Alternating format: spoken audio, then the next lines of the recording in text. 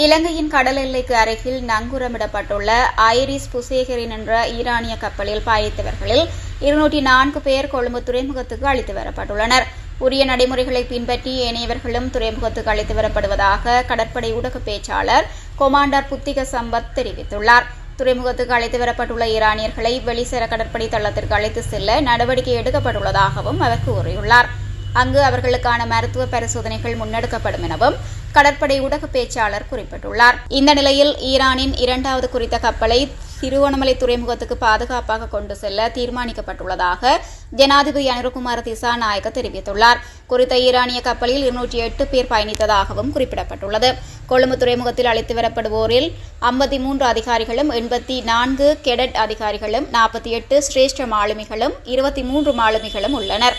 பாதுகாப்பு மற்றும் கடல்சார் நிலைமைகளை ஆராய்ந்து இந்த தீர்மானம் எடுக்கப்பட்டுள்ளதாகவும் ஜனாதிபதி தெரிவித்துள்ளார்.